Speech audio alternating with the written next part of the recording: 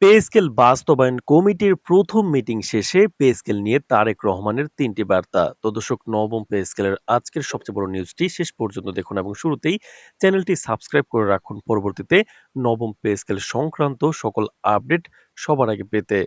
তো দর্শক, দেশের সরকারি ও বেসরকারি কর্মকর্তাদের বেতন কাঠামোতে যুগান্তকারী পরিবর্তন আনার উদ্দেশ্যে গঠিত পে স্কেল বাস্তবায়ন কমিটির প্রথম বৈঠক আজ অনুষ্ঠিত হলো। বৈঠকে সভাপতিত্ব করেছেন দলের সিনিয়র নেতা তারেক রহমান এবং বৈঠক শেষে তিনি প্রকাশ করেছেন ৩টি গুরুত্বপূর্ণ বার্তা যা দেশের সরকারি চাকরিজীবী সমাজের জন্য বিশেষ গুরুত্ব বহন করছে।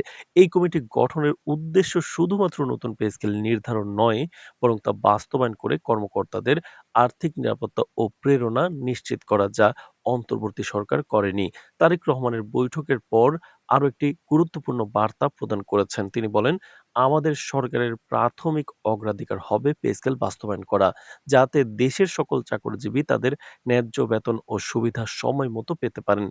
তিনি আরো বলেন যে, এই ক্ষেত্রে কোনো বিলম্ব বা জটিলতা গ্রহণযোগ্য নয়। তারেক রহমান অন্তর্বর্তী সরকারকে বিশেষ ধন্যবাদ জানান, যাদের প্রচেষ্টা ও উদ্যোগের কারণে পে স্কেল নিয়ে কাজ ইতিমধ্যেই এগিয়ে গেছে। তিনি আশা প্রকাশ করেন যে নতুন পে স্কেল কার্যকর হলে চাকরিজীবীরা তাদের আর্থিক নিরাপত্তা ও কর্মপ্রেরণা অর্জনে আরও শক্তিশালী হবেন। তো দর্শক, এছাড়াও বৈঠকে তারেক রহমান প্রথমেই বলেন, "আমরা এমন একটি পে স্কেল কার্যকর করতে চাই যা বর্তমান প্রজন্মের চাকরিজীবীদের আর্থিক নিরাপত্তা নিশ্চিত করবে এবং ভবিষ্যতের জন্য একটি সুসংহত কাঠামো তৈরি করবে।" নতুন পে স্কেল গ্রেড সংখ্যা কাঠামো হয়েছে এবং গ্রেড কমানো হয়েছে, অতিরিক্ত জটিলতা দূর করা হয়েছে, যাতে কর্মকর্তারা সহজভাবে তাদের বেতন ও পদোন্নতি সম্পর্কে ধারণা পেতে পারেন। তিনি আরো উল্লেখ করে বলেন যে, এই নতুন কাঠামোতে কর্মীদের প্রয়োজনীয় সুবিধা, উৎসাহ ও মর্যাদা বজায় রাখতে বিশেষ মনোযোগ দেওয়া হয়েছে।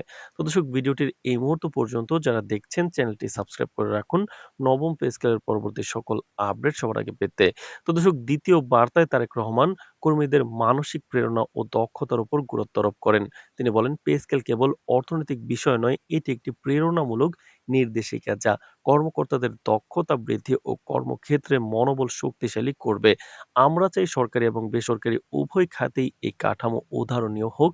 তিনি জানান, কমিটি ইতিমধ্যে প্রাথমিক পর্যায়ের নতুন রিপোর্ট প্রস্তুত করেছে এবং শীঘ্রই প্রজ্ঞাপন জারি করা হবে। এতে চাকরিজীবীরা নতুন পে স্কেলের সুবিধা দ্রুত গ্রহণ করতে পারবে। তৃতীয় বার্তা হচ্ছে, তারেক রহমান ভবিষ্যৎ পরিকল্পনার উপর আলোকপাত করেন। তিনি বলেন, "আমরা শুধুমাত্র নতুন পে স্কেল প্রবর্তন করব না, বরং তা ধারাবাহিকভাবে পর্যবেক্ষণ ও আপডেট করার জন্য কার্যকর প্রক্রিয়া তৈরি করব। এটি নিশ্চিত করবে যে দেশের চাকরিজীবীরা সবসময় সমান সুযোগ ও ন্যায্য বেতন পান।" তিনি আশ্বাস দেন যে নতুন পে স্কেল গ্যাজেটের মাধ্যমে যথাযথ প্রজ্ঞাপন এবং দ্রুত কার্যকরী পদক্ষেপ নেওয়া হবে।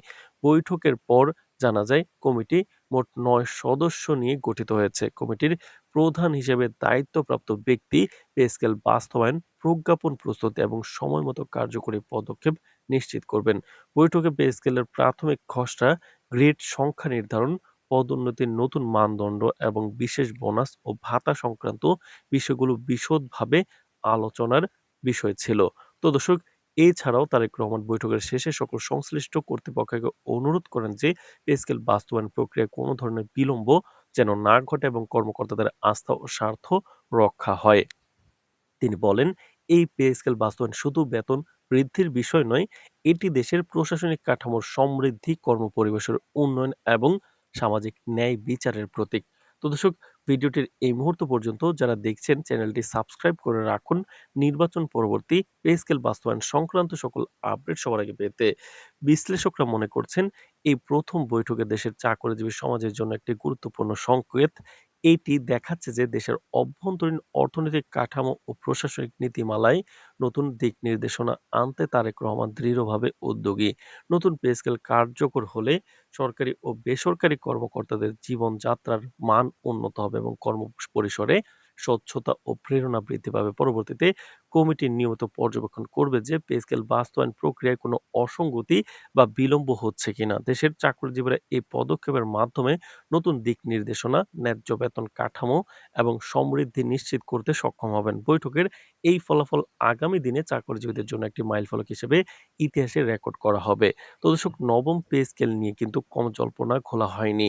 অন্তর্বর্তী সরকারের সময়কালে কিন্তু চাকরিজীবীরা বিভিন্নভাবে তারা চেষ্টা করেছেন, ভুকা মিছিল করেছেন, অনশন করেছেন, আন্দোলন করেছেন, কর্মবিরতি করেছেন। তবুও পে স্কেল বাস্তবায়ন হয়নি। নতুন সরকারের আমলে খুব দ্রুত হচ্ছে এবং এই উদ্যোগ নেওয়া হচ্ছে যা সরকারি চাকরিজীবীদের জন্য সুখবর। তো নির্বাচন পরবর্তী সময়ে পে স্কেল বাস্তবায়ন সংক্রান্ত সকল গুরুত্বপূর্ণ নিউজ সবার আগে পেতে চ্যানেলটি সাবস্ক্রাইব করে রাখুন। আজ এ পর্যন্তই। ধন্যবাদ।